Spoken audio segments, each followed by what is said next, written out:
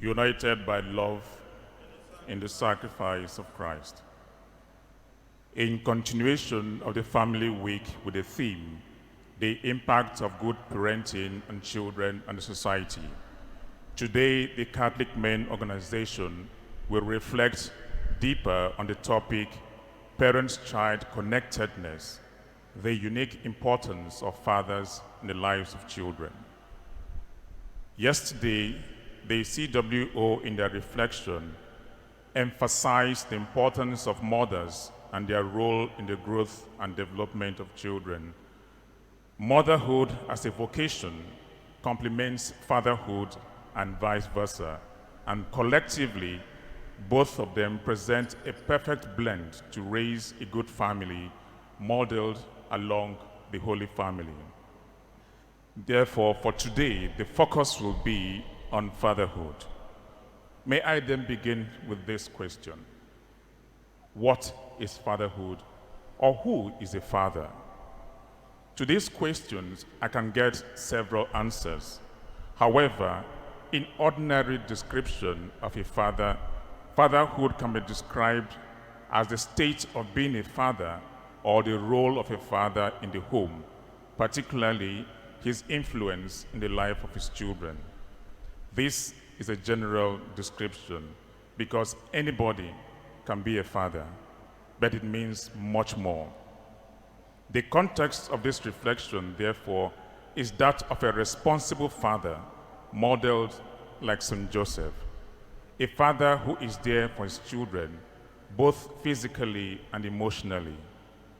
It is not easy to be a father because it requires discipline, dedication, and consistency in the right cause. One may be a father, but does not deserve to be called daddy or dad or papa or baba, as the case may be.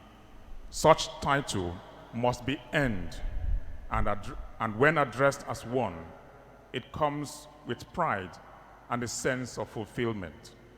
In other words, a man can be a father, but not a dad, because there is either no emotional connection between him and the children, or such connection is insufficient, or it fluctuates.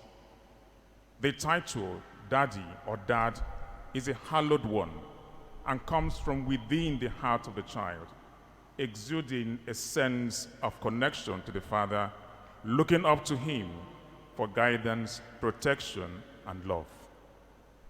The relationship between a father and his children can be likened to that of telecommunication network or internet connectivity, the absence of which affects the user and communication in general.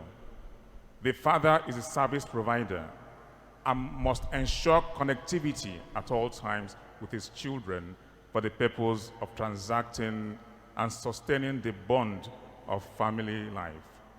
A father must connect with his children, either physically, virtually, or through any other social media platform. Therefore, it is not an excuse or an acceptable excuse that physical presence is not really possible all the time. There are other means to connect with the family. As a father, if you come home anytime, or you're about to leave in the morning, and your children don't greet you, and even when they do, they don't look up and greet you, know there's a problem. It means the connectivity or the connection between you and the children is either waning or you're losing it. Therefore, you need to work on that network to restore that communication. Now, on the first day of this reflection, mention was made as to the physical presence of the father. This is an essential part of the life of the children, even when they are adults. The physical presence of a father in the house presents an aura of confidence, protection, and direction to the children. It is a feeling that can hardly be explained by the child.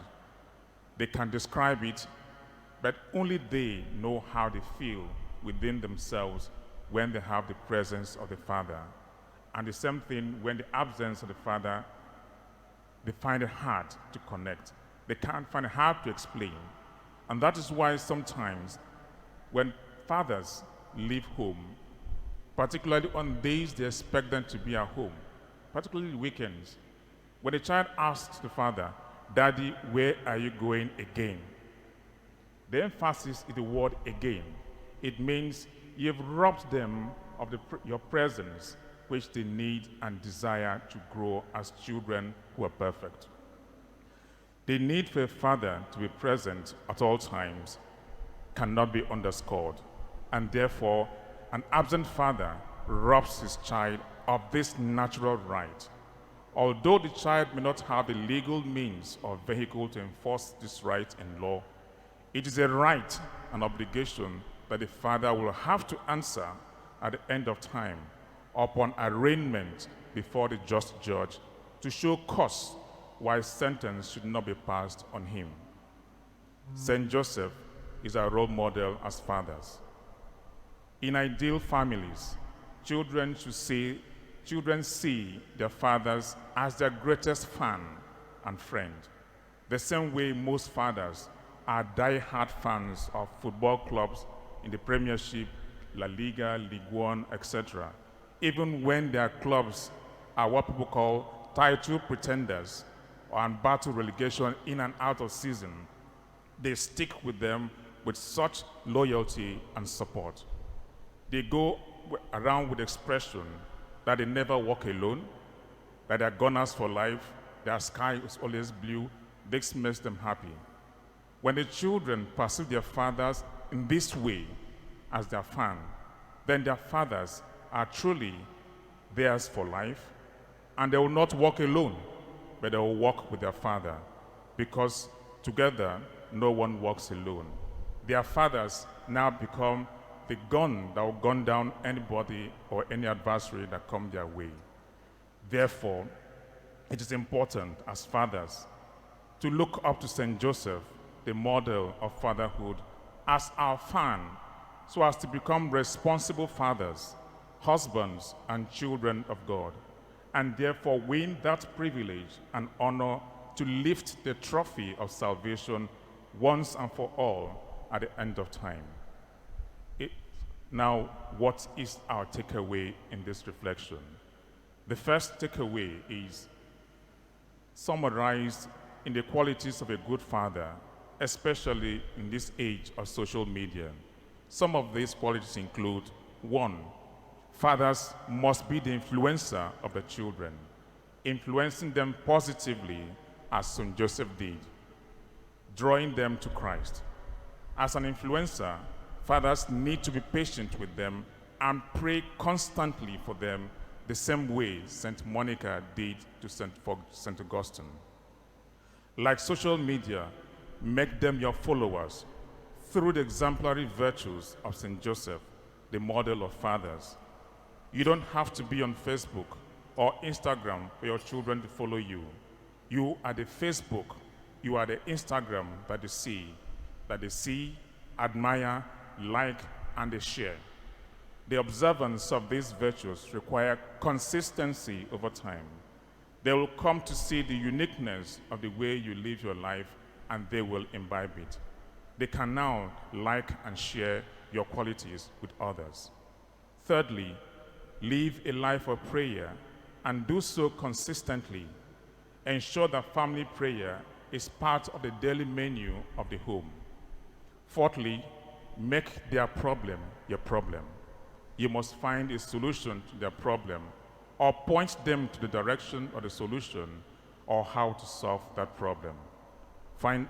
Lastly, be there for them all the time. Strive to be with them physically, knowing that physical presence go a long way in shaping them. Where physical presence is not attainable or feasible all the time, ensure communication through various electronic media to reach them. In conclusion, I would like to note that fatherhood, again, is a vocation where fathers are called to exhibit qualities of good fatherhood, setting the tone for the home and an example worthy of emulation. Our world today needs fathers, but not any kind of father. He must be a father that one will be proud to call a father. Therefore, every Christian father, according to St. Pope Francis, must discover himself in St. Joseph through the immeasurable qualities and virtues that this great saint has displayed. As fathers, our daily prayers should be centered around these triple requests, namely, to be responsible fathers, responsible husbands, and responsible children of God. Because no matter how old you are still a child of someone, whether alive or dead, and more importantly, a child of God. Therefore, we must always live out our responsibilities as fathers the way St. Joseph had done. Again, the call to fatherhood is a vocation that one will be accounted for at the end of time. Fathers must create and recreate in their children that virtue of a responsible father, husband, and child of God, so that when they become adults, they'll be better fathers and better mothers than we are, and by extension, better members of the society through the positive life they bring to bear on that society. On a final note, the CMO would like to thank you immensely this evening for being fathers, and especially for the good work you are doing as fathers, whether noticed or unnoticed, to lead your families to Christ. May your children be proud of you as a father and celebrate you just as Christ celebrated St. Joseph, so that at the end of time, Christ will not be ashamed of you as a father, but rather will be proud of you as he welcomes you home, with our Blessed Mother smiling and St. Joseph applauding at your reception. Glory to Jesus, honor to Mary and Joseph. Thank you.